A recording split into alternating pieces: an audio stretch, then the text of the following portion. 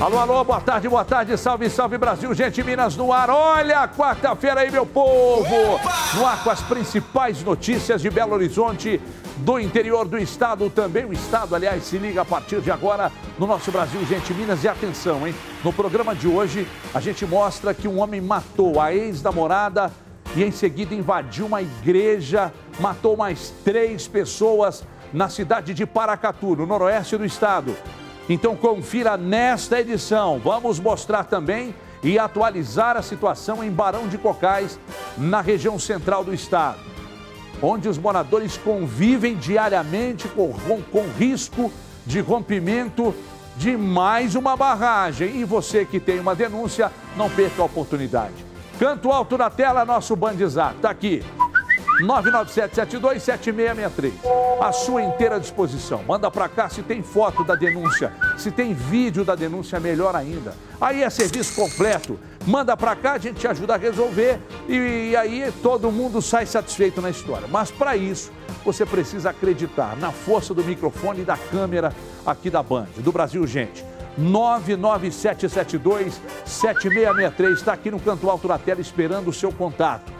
De agora até às 5 horas, você fica bem informado aqui na tela da Band e também no Facebook. Você corre lá, se for sair de casa, não perde o programa. Vai lá no Facebook, digita TV Band Minas e assiste ao nosso programa desta quarta-feira, que está no ar a partir de agora, e a gente já começa a falar desse crime, desse massacre ocorrido em Paracatu. 4h02 agora. Um homem assassinou a ex-namorada com uma facada no pescoço. Isso aconteceu na noite de ontem, na cidade de Paracatu, região noroeste do estado. E depois, ele invadiu uma igreja evangélica e matou mais 3 pessoas a tiros. Detalhe, todos na cabeça. Para evitar mais mortes, um policial militar atirou contra o suspeito, que foi levado para o hospital e segue sob escolta. Erivelton Rodrigues traz detalhes agora aqui no Brasil, gente, veja. Esta imagem mostra o suspeito dentro da igreja com a arma nas mãos. As pessoas tentam se afastar, mas ele atira. Era noite quando Hudson Aragão Guimarães, de 39 anos, apontado como ex-militar das Forças Armadas, chegou nesta igreja evangélica com uma garrucha calibre 36. Fez vários disparos contra os fiéis que participavam de uma reunião. Este outro vídeo registrou o exato momento em que ele chegou no local. O homem puxa uma das grades de proteção e invade o templo. Antes de vir para cá, Hudson foi até a casa da mãe, que fica a poucos quarteirões daqui, onde estava a ex-namorada dele. Heloísa Vieira Andrade, de 59 anos, foi surpreendida pelo ex-namorado e esfaqueada no pescoço. Ela foi socorrida por moradores, mas não resistiu ao ferimento e morreu. Dentro da igreja estavam cerca de 20 pessoas. Essa ex-namorada tinha o costume de ir até a casa dessa família, inclusive estava naquele momento em oração. Esse autor chamou, entrou na casa e foi cumprimentado pelas pessoas e sem nenhuma agressão, sem nenhum motivo, sem nenhuma discussão, desferiu um golpe, com um canivete que atingiu o pescoço dessa ex-namorada dele. No interior do templo, o pai do pastor Antônio Rama, de 67 anos, foi baleado na cabeça e não resistiu. Rosângela Albernaz, de 50 anos, também foi baleada e morreu. O pastor Evandro Rama conseguiu fugir pulando o muro da igreja. Enquanto tentava a fuga, ele fraturou um dos pés. Dona Lúcia mora ao lado da igreja. Foi ela quem ajudou o pastor a fugir no momento dos tiros. Coloquei uma escada no meu jardim de inverno e ajudei ele a pular o muro, para eles correr desse bandido. A polícia, que havia atendido a primeira ocorrência envolvendo a ex do suspeito, chegou na igreja depois dos primeiros disparos. Assim que os policiais chegaram, o homem fez Marilene Martins de Melo Neves, de 52 anos, como refém. Os militares tentaram uma negociação, mas a vítima também foi baleada na cabeça e morreu. E ele chegou forçando a sua entrada, com sinais de alucinação, dizendo que havia regressado do inferno, inclusive, para matar o pastor, gritando pelo pastor. Após atirar na mulher, o homem levou um tiro na clavícula, dado por policiais que tentavam contê-lo. Ele foi socorrido e levado para o hospital municipal, onde passou por cirurgia. De acordo com a Polícia Civil, o Hudson permanece internado sob escolta e deverá ser ouvido quanto antes possível. O inquérito será concluído entre 30 e 60 dias. Bom, ele ainda continua em observação no hospital, sob escolta policial. Então, logo se recupere e tenha condições de falar, vai ser encaminhado à delegacia de polícia para ser ouvido. Os motivos do crime ainda serão apurados. Um negócio bárbaro, né? Crime bárbaro. E o que assusta, falam em surto, mais um. Falamos daquela criança que ontem, que esfaqueou os amiguinhos na escola, falando de surto psicótico, mas ela levou as facas na mochila e tal. Então, surto é o que acontece na hora, não é não? Dá uma loucura e tal. Não sei, não sou especialista. Nesse caso aí, tem gente também defendendo que ele teve um surto psicótico. Mas ele foi a uma casa, matou a ex-namorada e depois foi à igreja. E aí invadiu a igreja e foi metendo bala, e foi dando tiro. Acho até que, pelo que consta, pelas informações da nossa reportagem, pelo que consta, ele queria matar o pastor também. E aí parece que a ex-namorada sempre estava por ali, frequentava a igreja e tal. Não se sabe se ele de repente imaginou que alguém tinha alguma coisa com a ex-namorada dele e tal, não sei. Mas o que assusta é que o cara foi lá na casa, matou a ex-namorada, depois foi até a igreja e meteu bala. E foi dando tiro. A polícia agiu muito rápido, né? E aí desferiu um tiro contra o ombro dele, e aí ele acabou caindo ali, e aí está internado e tal. Daqui a pouco será preso e vai explicar tudo o que aconteceu. Mas é assustador. Tem sido frequente, né? Esses crimes usando armas. Ontem, arma branca com um garoto. Hoje, a gente traz a informação desse rapaz que foi lá e meteu bala mesmo, e aí arma de fogo, né? Eu converso agora com o comandante da Polícia Militar em Paracatu, Tenente Coronel Luiz Magalhães, aliás, Coronel Luiz Magalhães, que vai falar conosco agora do 45º Batalhão de Paracatu. Já, inclusive, desejo uma ótima tarde ao senhor, Coronel. E diante de tudo que nós estamos acompanhando aqui e diante de tudo que a própria polícia apurou até o momento, por que, Coronel, até o momento que vocês têm de informação, por que ele foi à casa, matou a ex-namorada, depois foi à igreja e atirou nessas pessoas? Foram exatamente as pessoas que ele queria atirar ou ele chegou atirando a esmo e em quem acertasse estava tudo certo? Tudo bem, Coronel? Prazer recebê-lo aqui no Brasil, gente. Boa tarde, Jefferson Guimarães. Tenente Coronel mesmo, obrigado aí pela promoção. Mas boa tarde a todos que estão acompanhando. Essa ocorrência complexa, ocorrência trágica, começou no início da noite, por volta das 19h30, quando esse cidadão, Hudson, 39 anos de idade, foi até a casa da mãe dele, onde estava a irmã e também a ex-namorada, a pessoa que era do convívio daquela família, mantinha relação de amizade e constantemente ele estava. Inclusive estavam em oração no momento que ele chegou. As informações que a mãe e a irmã nos passou, foi que ele chamou o portão, abriu o portão, ele entrou e a Heloísa, que era ex-namorada dele, cumprimentou e ele, sem qualquer discussão, sem qualquer motivo naquele momento, simplesmente pegou o seu canivete que estava com ele e desferiu um golpe contra ela. A mãe e a irmã tentaram intervir, mas o golpe dele foi certeiro, acertando o pescoço dessa vítima, e infelizmente veio falecer.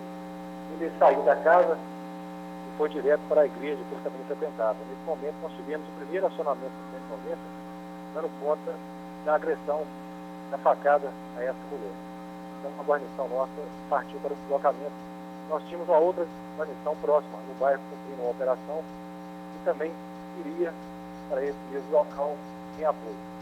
Mas aí o Everton, o Hudson, chegou à igreja, visivelmente transtornado, ele forçou a sua entrada na igreja, arrombando o portão, estava tendo uma reunião fechada, cerca de 15 a 20 pessoas nessa reunião, em oração, e o Hudson entrou nessa nessa igreja, transtornado.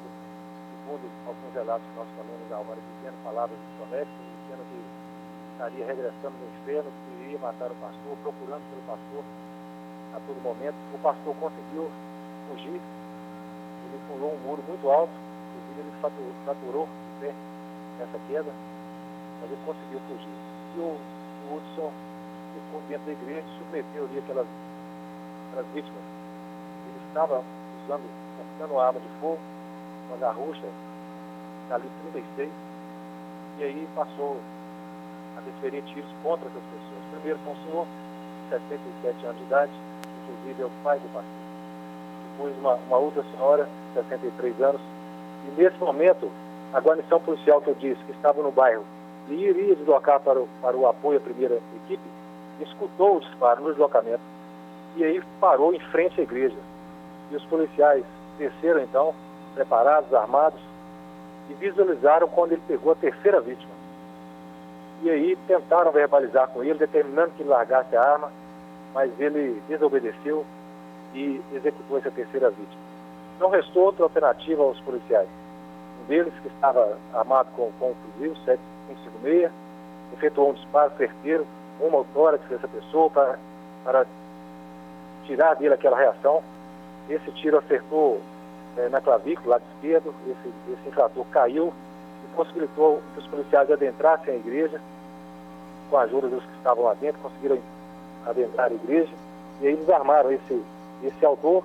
E nesse momento foi constatado então que aquela ação dos policiais realmente salvou uma tragédia ainda maior, porque ele estava ainda de posse de 6 munições intactas. Pelo que sinalizava, ele iria continuar naquela ação criminosa dele. Tenente Coronel Luiz Magalhães, só uma dúvida. A gente observa nas imagens que quando ele entra na igreja, ele separa umas pessoas, ele pede para que algumas pessoas sigam para o lado esquerdo da igreja, vê algumas crianças correndo, então ele vai sinalizando para que as pessoas passem para o lado esquerdo da igreja. As pessoas que ele queria atirar, as pessoas que ele queria acertar, estavam todas posicionadas do lado direito, foram exatamente as que ele conseguiu acertar. Em algum momento, existe alguma informação de que ele queria matar o pastor que acabou fugindo? O que ele buscava a todo momento era o pastor. Ele gritava pelo pastor.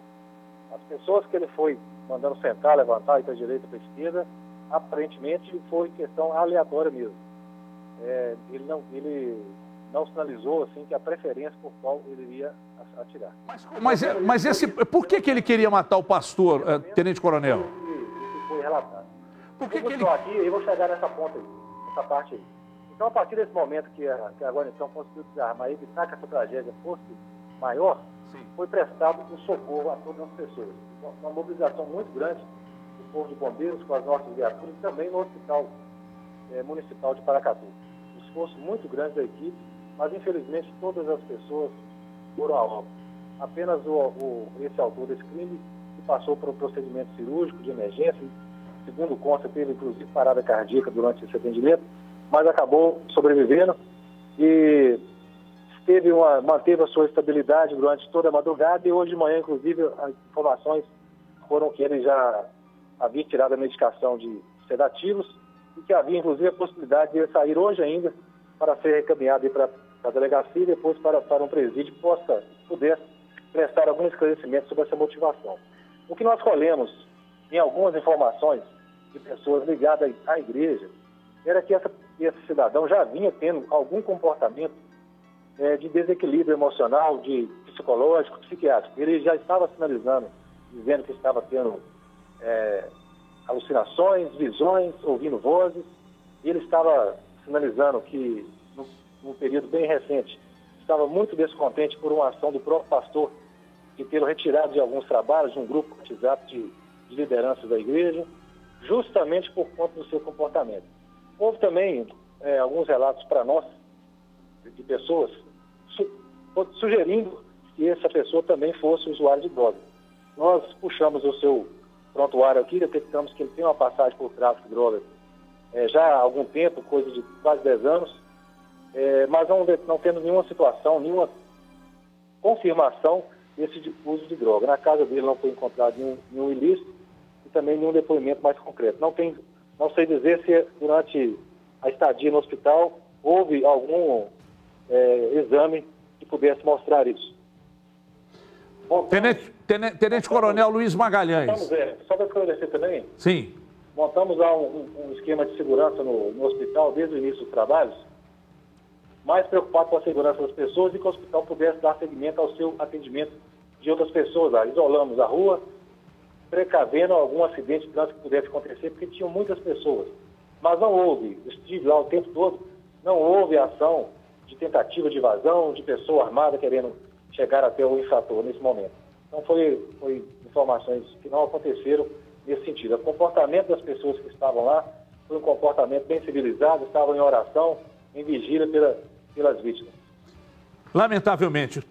Tenente Coronel Luiz Magalhães, parabéns pelo trabalho aí, porque a polícia naturalmente evitou uma tragédia ainda maior e vamos aguardar, né, mais detalhes, mais informações sobre o caso. Agora ele deixando o hospital, naturalmente a gente vai receber mais informações aí de Paracatu e mais sucesso ainda no trabalho e mais uma vez aqui, em nome de todos nós aqui, parabéns pelo trabalho aí em Paracatu. Agradeço a oportunidade de esclarecer, estamos todos consternados em solidariedade, né, a todas as famílias e a comunidade de Paracatu. Obrigado pela oportunidade. Grande abraço. Tá aí então, Tenente Coronel Luiz Magalhães, da Polícia Militar de Paracatu, do 45º Batalhão de Paracatu, nos trazendo informações. Estranho, né? Então ele já vinha com uma alteração no comportamento, notada inclusive essa alteração pelos membros da igreja, ele chegou a frequentar a igreja, e aí o pastor da igreja pediu para que ele fosse retirado de grupo de WhatsApp, de algumas ações, para quem não conseguiu captar aí, que o som não estava muito bom, mas enfim, foi retirado porque fazia algumas ações junto com outros membros da igreja. O pastor pediu para tirar exatamente por causa dessa mudança no comportamento. E aí, eis que ontem, ele chega, segundo o Tenente Coronel Luiz Magalhães, ele não disse absolutamente nada quando ele entrou na casa e a ex-namorada estava na casa. Ele já entrou e desferiu um golpe de faca e matou a namorada. Depois ele seguiu para a igreja. O que me chama a atenção nessa imagem, que você que está em casa pode notar, é que ele entra na igreja e ele pede para que algumas pessoas sigam para o lado esquerdo ali das cadeiras, né? E aí ele vai, o tempo inteiro ele pede para as pessoas se deslocarem, ele aponta e há umas crianças correndo, umas pessoas parece que não estavam entendendo absolutamente nada do que estava acontecendo, e depois então ele aponta a arma para essas pessoas que estavam à direita. Um deles, me parece que um senhor que foi atingido, a câmera mostra, né, esse senhor é atingido e ele dá uns 2 passos à frente, aí a imagem já corta, mas as outras pessoas atingidas estavam mais à direita e a câmera não mostra. Então preste atenção aí, olha lá, ó, ele vai sinalizando ali, ó, aqui, ó, ele está no canto baixo aqui do vídeo, vai sinalizando, olha lá, ele pede às pessoas para seguirem para a esquerda. E aí, olha lá, um rapaz orienta para que a senhora com a criança no colo siga para o lado direito, ele empurra o rapaz com a arma na mão, né? E ali ele poderia ter atirado nesse rapaz, né? Se é que bom, não queria chegar, ele tinha alguém que ele queria matar ali. Ele queria acertar o pastor fugiu, mas ele queria acertar outras pessoas, e ali está, ó. Ele dispara e depois ele se vira e sai da igreja. E quando ele vai, segundo o Tenente Coronel Luiz Magalhães, fazer mais uma vítima, é quando a polícia chega e um policial atira contra esse criminoso aí, esse monstro. E aí, automaticamente, ele cai, é socorrido, internado. Segundo o Tenente Coronel Luiz Magalhães, ele, durante a madrugada, teve uma parada cardíaca, mas se recuperou, restabeleceu, então, né? E aí deve sair ainda hoje do hospital e vai direto para a cadeia, né, de onde não saia tão cedo. Não saia tão cedo, porque o crime foi bárbaro, chocou o país inteiro e chamou a atenção, inclusive, do noticiário do país inteiro. Daqui a pouco, inclusive, José Luiz da Atena, o melhor do Brasil, de São Paulo para todo o país, vai tratar. Aliás, ele está falando desse assunto agora, mas daqui a pouco também, né, com participação especial de André Salles, que é inclusive o ocupante do meu orifício auricular aqui, estará batendo um papo com José Luiz da Atena. A gente vai para um rápido intervalo, em 3 minutos e 15, e a gente já volta para a sequência do Brasil Gente desta quarta-feira. Até já!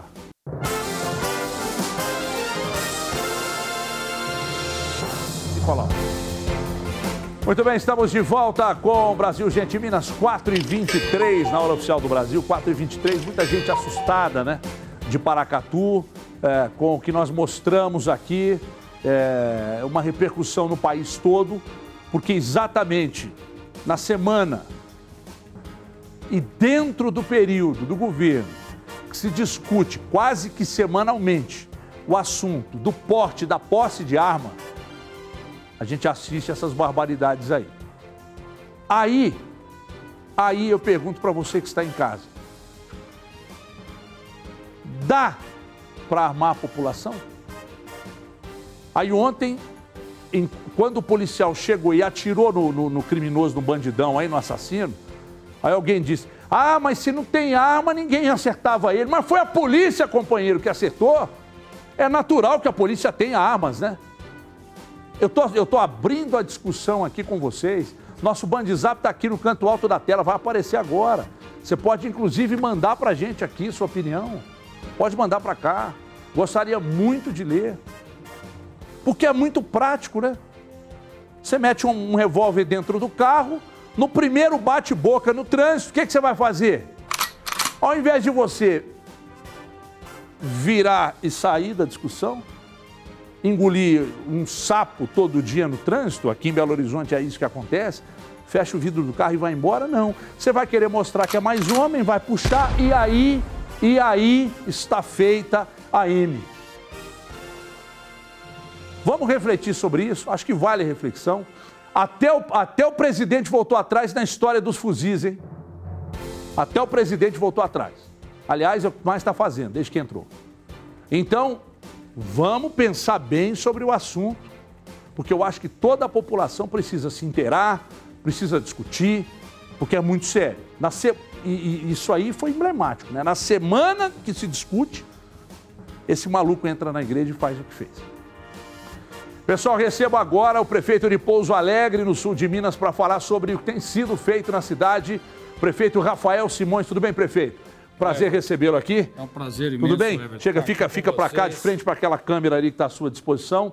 Nós vamos bater um papo aqui, porque nada melhor que receber o prefeito aqui, porque nós tivemos, inclusive, na semana passada, né, no final da semana passada, a ocorrência de problemas também envolvendo bandidos que invadiram a cidade de Pouso Alegre e que roubaram na agência lá, fortemente armados, muito organizados, né? Então é importante a gente até para tranquilizar a população de Pouso Alegre, onde nós temos uma grande audiência, saber do prefeito o que a prefeitura pode fazer, porque o que não dá, prefeito, é que a cidade receba...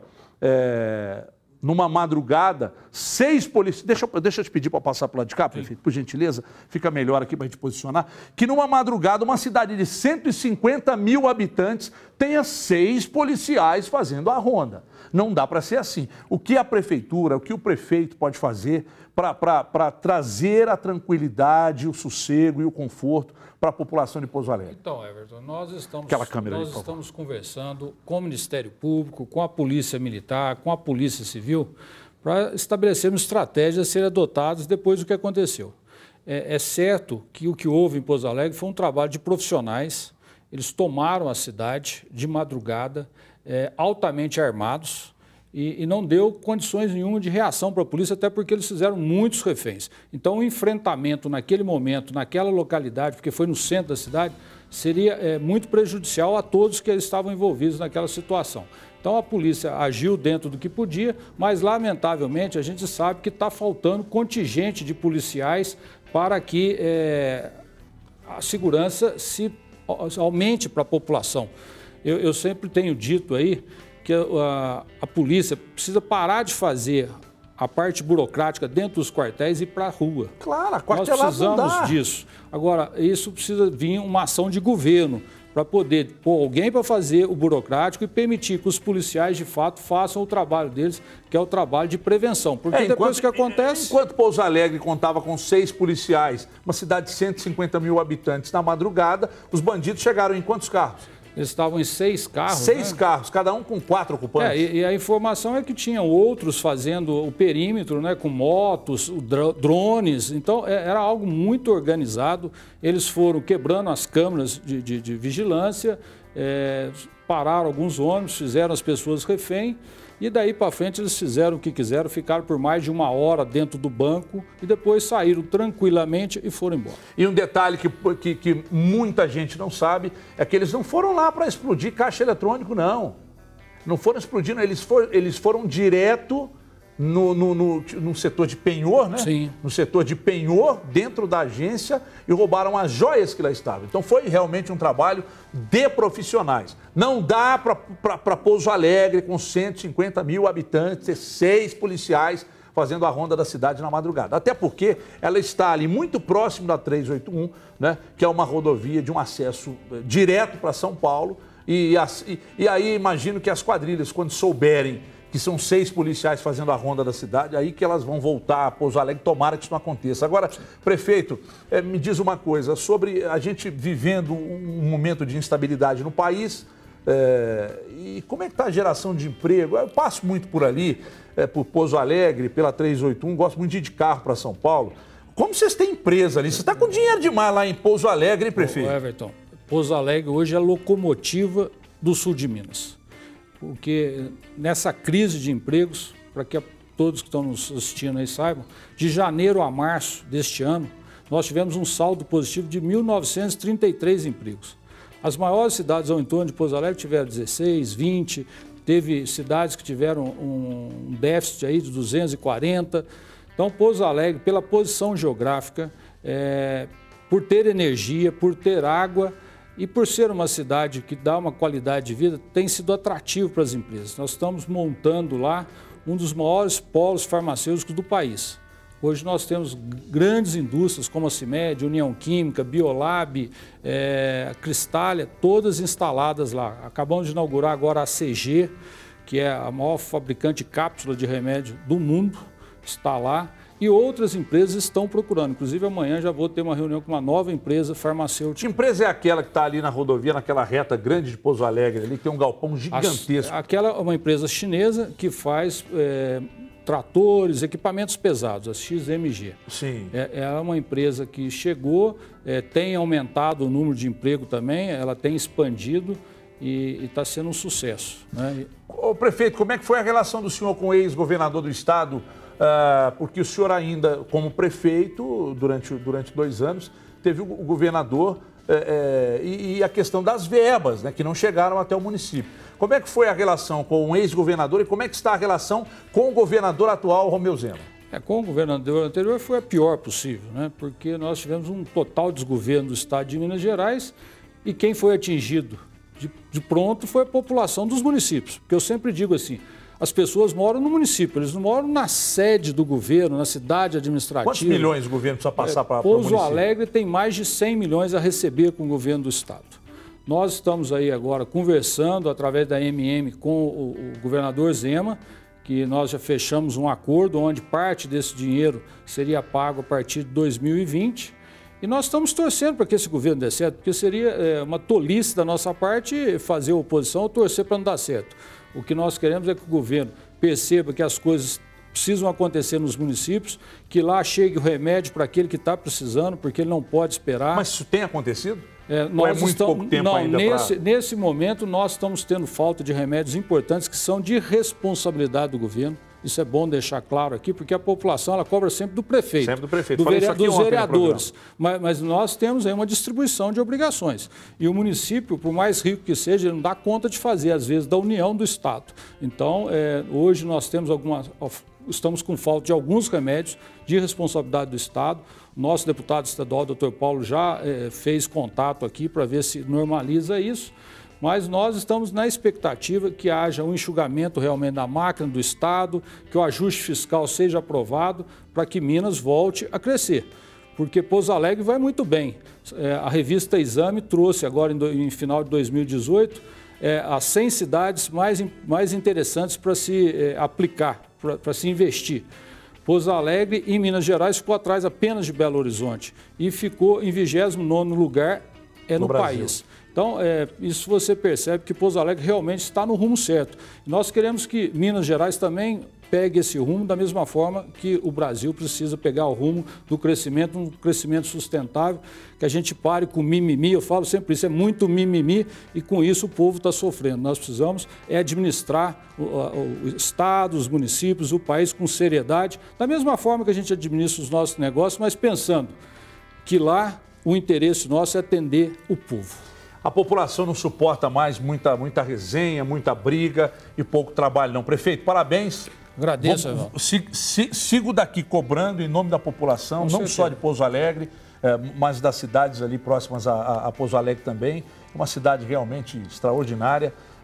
Volte outras vezes. Agora é o seguinte, melhor do que tudo isso é essa parceria que nós temos aqui agora com a cidade de Pouso Alegre. O sinal da Band entra com muita força em Pouso Alegre. É muito bom saber que temos uma grande audiência lá. Audiência, inclusive, que representada pela sua presença aqui no estúdio hoje. É muito bem assistida. E volto a dizer, se Pouso Alegre vai bem, as cidades circunvizinhas todas acompanham o desenvolvimento. Então a gente tem que torcer para que tudo continue nesse caminhar aí. Prefeito Rafael Simões, muito obrigado. Pode sair por ali? Valeu demais. Bom, a gente falando aqui com o prefeito de Pouso Alegre, numa semana importante também, já que discutimos aqui sobre essa questão da segurança no município, e o prefeito dizendo aqui, junto ao Ministério Público, tentando fazer com que Pouso Alegre, uma cidade que está próxima a São Paulo, colada na rodovia 381, não pode conviver na sua madrugada com 6 policiais fazendo ronda. A população de Pouso Alegre, a população das cidades vizinhas, elas precisam ter mais segurança. Porque aí a quadrilha chega, independentemente da organização, independentemente do número de bandidos envolvidos nessa operação que eles fizeram lá, eles chegam e eles tomam conta da cidade por 1 hora. E acredite se quiser, 6 policiais vão conseguir fazer alguma coisa? Não vão conseguir fazer absolutamente nada. São 4h35. Vamos para um rápido intervalo, a gente volta já na sequência aqui do nosso Brasil Gente Minas desta quarta-feira. Portanto, não desligue a televisão, não saia do Facebook, que a gente volta em 3 minutos e meio. Até já.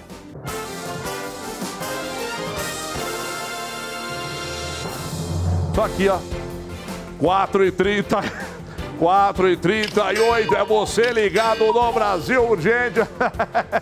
Ô, gente, nós estamos rindo aqui porque é o seguinte, é para não chorar, viu? É para não chorar. 4h39, Polícia Civil de Minas Gerais fez a maior apreensão de drogas deste ano. Isso aconteceu hoje na região da Zona da Mata. Foram apreendidas 3 toneladas de maconha e 35 armas. Meu pai eterno. Sendo 10 de grosso calibre. Havia também cerca de 1000 munições. Um homem foi preso e a polícia acredita que ele trabalha em conjunto com traficantes do Rio de Janeiro. Até porque, com essa quantidade de drogas, essa quantidade de armas, essa quantidade de munição, não pode ser um negócio amador, né?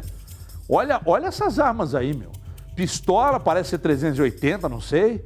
Olha aquilo ali. É fuzil, metralhador. Será o que é aquilo? Eu não quero nem saber. Olha a quantidade de drogas, cara. Olha a quantidade de tabletes de maconha. Foram 3 toneladas. Olha as armas. Um trabalho excepcional da Polícia Civil, hein? Um trabalho excepcional. As drogas e as armas foram encontradas no fundo falso de um caminhão que estava em um sítio na cidade de Juiz de Fora. O veículo foi apreendido. Um homem de 38 anos foi preso por tráfico internacional de drogas e tráfico internacional de armas. Meu pai eterno, é droga demais, hein? Parabéns à Polícia Civil aí de Juiz de Fora, hein? Trabalho realmente impecável. É aquilo que eu sempre falo aqui, gente. Falo isso aqui direto. E não é repetindo um discurso vazio de que não entende nada, não. É replicando o discurso de quem está envolvido diretamente nas polícias. Que diz o seguinte, se der condição, armamento, munição, bons carros, a polícia resolve o problema. Agora, mete um 38 na mão do cara, uma meia dúzia de munição, uns carrinhos velho. Não vai, velho. Não vai. Olha com o que os caras atuam. Olha essas armas aí na tela do Brasil, gente. Olha isso aí. Quando eu era criança, tinha uma dessa aí que fazia uns barulhos e acendia umas luzinhas vermelhas, igualzinha essa aí. Aí hoje não pode vender mais, porque diz que os meninos ficam tudo violento e tal. Na época eu tinha umas metralhadoras, nunca dei tiro em ninguém. Mas eu sou contra o armamento, viu, gente? Já deixando de registrado aqui. Se quiser me xingar, 99772-7663, pode xingar, não tem problema. Eu sou inoxidável, pode cuspir à vontade. Sou contra e me posiciono. O problema é aquele que chega aqui, vaselina, e diz, nós precisamos conversar. Aí precisamos conversar. Com medo de desagradar quem está do outro lado, não se posiciona. E não dá para dizer, você que está aí do outro lado, isso é comunista. Isso... Não. Tem um monte de posicionamentos de direita que eu sou a favor. Um monte. E outra coisa, sou um fã incondicional de Fernando Henrique Cardoso. Só que eu me posiciono. E as pessoas não gostam. Principalmente quando você diz aquilo que ela não está de acordo. Aí ela aponta o dedo e diz, cara, não sabe nada. Isso é isso, assim, isso assim, assado. Sou contra armar a população. Ponto final. Tem um recado para vocês aqui que é muito importante, mas muito importante mesmo. Atenção, atenção, mineiros e mineiras, hoje grande oportunidade, aliás, hoje todos os dias, oportunidade que está caindo do céu. É isso mesmo, na Francisco Rocha Imóveis, tem fazendinha de 3 hectares, terra muito boa, com um precinho excepcional, minha gente, é inacreditável. 3 hectares de muita terra, próximo da represa de Três Marias, com energia e água garantidas em contrato. É isso mesmo. O que a Francisco Rocha Imóveis promete, ela cumpre. As obras já foram iniciadas, então você precisa conferir, conhecer, escolher a sua e depois fechar negócio. Você vai ligar para o 3201-2600 ou chamar no WhatsApp 999-10-1515. E aí, quando você chamar no WhatsApp, você vai fazer o seguinte, chama no WhatsApp, fala que quer conhecer, vai com a família, conhece e depois na volta fecha negócio com um sinalzinho pequenininho e mensais a partir de R$ 299. A partir de R$ 299 mensais e um sinalzinho, 3 hectares de muita terra, hein? Então, qualquer um pode ter uma fazendinha, amigo. É só chegar primeiro para beber água limpa e comprar as melhores que estão posicionadas no terreno. Então é o seguinte, é Francisco Rocha Imóveis, esse nome é conhecido e confiável. 3201-2600, 999-10-1515, é Francisco Rocha Imóveis. Deixa eu contar para vocês um negócio. Estudantes de Belo Horizonte pagaram todos os valores para as festas de formatura, mas a empresa não pagou os fornecedores e a proprietária desapareceu. Aí a turma está com medo de tomar o calote. Eu já acho que já tomou, mas enfim. Diogo Ramalho vai contar. E não é a primeira que faz isso não, hein? Diogo Ramalho vai contar, veja aí. Estes são formandos dos cursos de Fisioterapia, Administração e Ciências Contábeis de 2 universidades de Belo Horizonte. Eles carregam junto à frustração boletos pagos, contratos assinados e um boletim de ocorrência. No dia que a gente ficou sabendo, foi tristeza total, todo mundo chorando, porque são 4 anos e meio planejando. A gente planeja roupa, a gente planeja tudo. Pessoas, trabalham bastante, às vezes trabalham até mais do que a carga horária que é estabelecida, deixam de comer, de fazer muitas atividades para poder pagar uma empresa e, infelizmente, a pior coisa é a frustração maior, que é referente quando roubam o nosso sonho. A empresa fechou as portas e ninguém atende. A proprietária sumiu. A festa da turma de Everton estava marcada já para o próximo sábado. Um prejuízo de quase R$200 mil, planos e sonhos desfeitos. Infelizmente, todos os valores que nós pagamos não foram repassados para os fornecedores. Este advogado, especialista em direito do consumidor, diz que muitos detalhes devem ser levados em conta na hora de fechar esse tipo de contrato, como pesquisar minuciosamente sobre a empresa, inclusive junto aos tribunais do Estado, em sites de reclamações e no PROCON municipal. Segundo ele, a comissão de formatura deve consultar sobre a empresa. Ele ainda alerta que a busca por direitos tem que ser imediata. Verificou o problema? Verifique o que está acontecendo perante a empresa. Não teve retorno? Procure seus direitos de acordo com o Código de Defesa do Consumidor e, principalmente, ajuize ação judicial rápida. Os jovens correm contra o tempo, realizando vaquinhas pela internet para que ainda consigam realizar as festas de formatura. Estamos contando com a colaboração dos nossos amigos, dos nossos familiares, para que o evento aconteça. Se grande está sendo aí o nosso prejuízo, eu tenho certeza que maior está sendo a nossa vontade de realizar o evento. Gente, é muita vagabundagem, viu? É muita vagabundagem.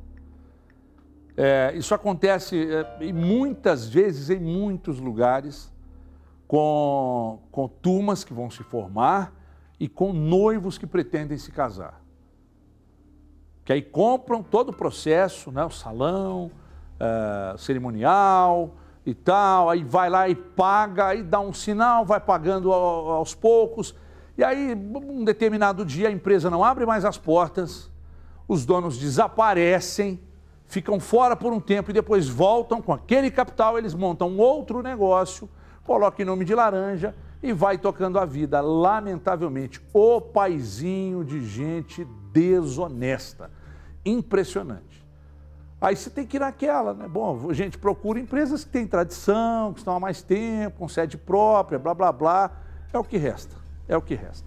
4h47. A economia já sente o impacto do risco, a economia de Barão de Cocais, tá, pessoal? Já sente o impacto dos riscos de desabamento de uma barragem na mesma cidade. Os moradores vivem tensos. E as lojas estão o quê? Vazias. Sabe quem vai contar pra gente? O bom e competente Rodrigo Hidalgo, agora na tela da Band.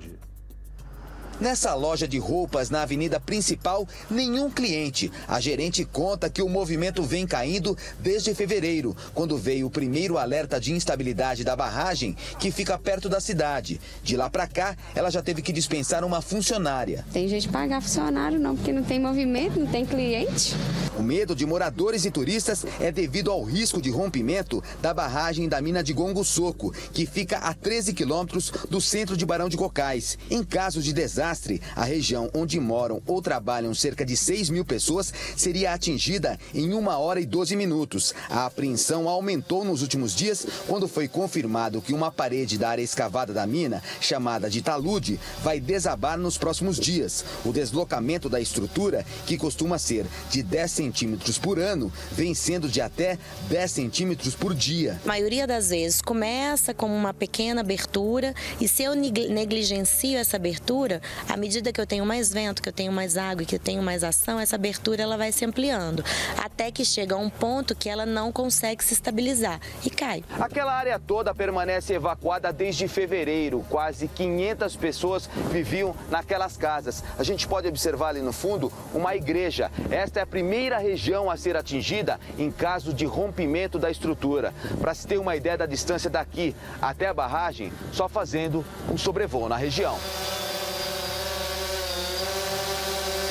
Nesta terça-feira, a Vale apresentou ao Ministério Público um estudo sobre os impactos em caso de rompimento da barragem da mina de Gongo Soco, que será enviado aos órgãos competentes para que os dados sejam analisados. Entre as principais consequências detalhadas no documento estão a inundação generalizada de áreas rurais e urbanas, com grave potencial de danos estruturais e perda de vidas humanas, e problemas relacionados ao abastecimento de água, ao acesso a locais de terra e rodovias e ao fornecimento de energia elétrica.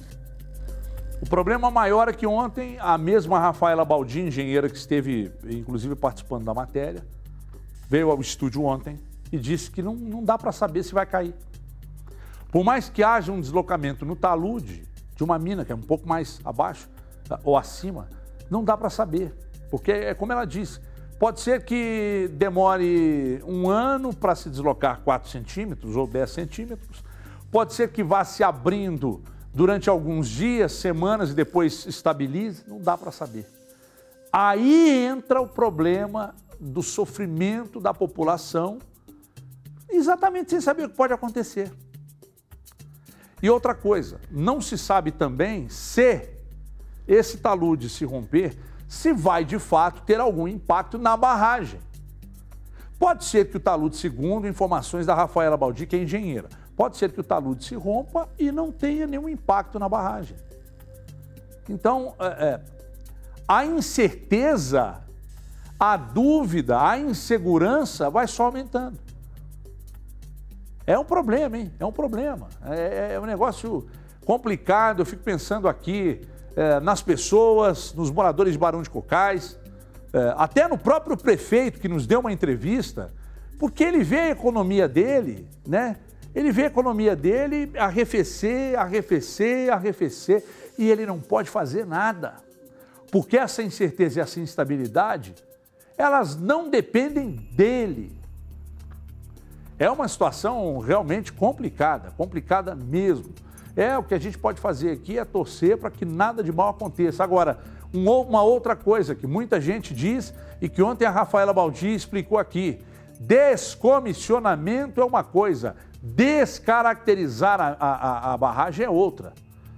Ideal seria descaracterizar as barragens que levam perigo, as que não estão sendo não estão recebendo mais os rejeitos. O que é descaracterizar? É tirar as coisas de lá. Descomissionar, segundo a Rafaela Baldi, é parar. É simplesmente parar. Você para de jogar o rejeito, mas ela continua ali. Então, o problema aí não é esse. O negócio é você descaracterizar, é você tirar o rejeito dali, tirar a água dali, aí que está. O que não é o caso para esse talude que pode se romper. Por isso a incerteza, por isso a insegurança e por isso o medo. Ou então, se o talude romper, torcer para que ele não tenha nenhum impacto na barragem. 2 homens foram presos suspeitos de roubarem um caminhão na madrugada de hoje em Betim, na região metropolitana da capital. De acordo com a Polícia Rodoviária Federal, os 2 indivíduos de 18 e 19 anos foram abordados durante fiscalização na BR-381, na rodovia Fernão Dias. A dupla dirigia um caminhão que estava sem carga. Dentro do veículo foi localizado o dono do caminhão, de 40 anos, que relatou ter sido roubado pelos autores que estavam armados. Os suspeitos foram presos em flagrante, encaminhados para a Delegacia de Polícia Civil de Contagem e, nesse momento, não estão assistindo ao Brasil Urgente porque estão presos. Voltando para cá, 4h53, 2 irmãos adolescentes foram baleados dentro de um táxi, acompanhado da mãe. Que coisa, que história louca, hein? Logo após prestarem depoimento em uma delegacia de Vespasiano, na Grande BH. O rapaz de 16 anos foi apreendido com 5 quilos de maconha. 2 suspeitos em uma moto se aproximaram do táxi e atiraram contra a família. Que coisa! O rapaz foi atingido na perna e a menina nas costas. Eles receberam um atendimento inicial na UPA e foram transferidos para o Hospital João 23. O estado de saúde não foi informado, como o hospital naturalmente não informa. A polícia investiga o que motivou o ataque. 4h54. Falando em Hospital João 23, está internado no mesmo hospital aqui em BH, ou internada a jovem de 20 anos que sofreu uma tentativa de estupro na madrugada de hoje em Ribeirão das Neves, na região metropolitana. Segundo a PM, a moça e 2 amigas aceitaram carona do suspeito. Após uma festa, saíram com o rapaz, ele dirigiu até uma estrada de terra na zona rural. Quando perceberam as intenções dele, uma das moças puxou o freio de mão e 2 conseguiram fugir. O autor tentou obrigar a jovem a ingerir bebida e tentou estuprá-la. A moça conseguiu pegar uma garrafa e atacou o agressor. Ela fugiu, pediu ajuda de populares que chamaram a polícia. O suspeito foi encontrado, desacordado, dentro do veículo. Vanderlei Rodrigues de Souza, de 29 anos, também foi levado para o Hospital João 23. o estado de saúde da vítima e do agressor também não foram informados pelo hospital. 4h55, meu povo, daqui a pouco o José Luiz da Atena, de São Paulo para o Brasil, mas antes eu falo aqui de uma carreta, hein, que capotou e fechou o trânsito na MG 428, na cidade de Sacramento, no sul de Minas. Isso aconteceu nesta quarta-feira. Segundo o Corpo de Bombeiros, o motorista relatou que perdeu o controle da direção, nota-se, né? A carreta carregada com biocombustível pegou fogo, meu Deus. Em seguida, ninguém ficou ferido, graças a Deus, para quem acredita nele, eu acredito. Por causa do risco de danos ambientais, a Secretaria Estadual do Meio Ambiente foi acionada. Meu Deus, que coisa. Pessoal, ainda sobre Barão de Cocais, chegou aqui agora um material que eu gostaria de dividir com vocês. Moradores de Barão de Cocais vivem apreensão sobre o que pode acontecer nos próximos dias, já que, segundo a mineradora Vale, o talude da mina Gongo Soco deve desabar até o próximo domingo. Há risco de que uma barragem que está abaixo dela ali acabe se rompendo. Nós já falamos sobre isso, Marcelo Silveira dá mais detalhes. Veja aí. O drama dos cocaenses continua. O hospital do município e os postos de saúde ganharam geradores. Isso porque há o risco de faltar energia na cidade caso a barragem se rompa. O reforço de mais 20 bombeiros, 7 viaturas e um helicóptero também chegou para dar apoio. Aparato que tem deixado o psicológico dos moradores alterado. Raimunda é diretora de uma escola, mas desde a última simulação está em casa sem conseguir trabalhar. Fiquei aqui no portão da minha casa observando. Foi assustador. Eu não consegui me conter e chorei muito. Estou abalada desde sábado. Ontem, inclusive, eu procurei o padre, o nosso padre, o padre José Antônio, para que ele me desse uma bênção. E na presença dele também chorei muito, porque a situação é bem delicada. Problemas psicológicos que têm afetado muita gente por aqui. O Rio São João, por onde os rejeitos devem chegar em caso de rompimento, passa no fundo da casa dos irmãos de Terezinha. A cunhada já abandonou o lugar e o que ficou foi só tristeza. Bom, nossa equipe está entrando agora na casa da Terezinha de Oliveira. Ela é a terceira do leito do rio para cá. A cunhada dela que mora na casa de baixo já abandonou a casa, né, Terezinha? E você já começou esse processo também? Né? Já abandonei. Estou começando a retirar minhas coisas do lugar e colocando na casa da minha mãe. Eu estou tirando as coisas devagar, porque até então, desde fevereiro, a gente está com esse problema. Muitos anos para construir alguma coisa. Igual a minha casa, ela é muito humilde, mas eu levei muitos anos para poder conseguir tudo que eu tenho. Então, assim, é muito triste saber que de uma hora para outra vai acabar tudo. É muito triste. Eu prometi para Deus que eu não vou mais chorar, mas é angustiante. A mãe de Terezinha mora numa parte mais alta da rua. Aos 92 anos, a idosa que nasceu aqui conta que está passando o momento mais triste que já vivenciou em Barão de Cocais. A gente fica preocupada, né? A gente fica assim, quer acreditar e no mesmo tempo a gente acha que é mentira, que só Deus é que sabe. Com o terço nas mãos, ela passa os dias rezando para que o pior não aconteça na cidade que ela tanto ama. Meu Deus do céu, falamos de Brumadinho, Mariana, Macacos, agora Barão de Cocais, o sofrimento desse povo que parece não acabar, hein? Vamos embora, direto para José Luiz da Atena, falando exatamente no caso de Paracatu, que nós acabamos de tratar aqui no Brasil, gente. Com mais detalhes agora, o melhor do Brasil, de São Paulo para todo o país. Amanhã não teremos o Brasil, gente, tem jogo no horário, Sub-20, Mundial Sub-20, na sexta-feira de volta, às 4 da tarde. Tchau, meu povo!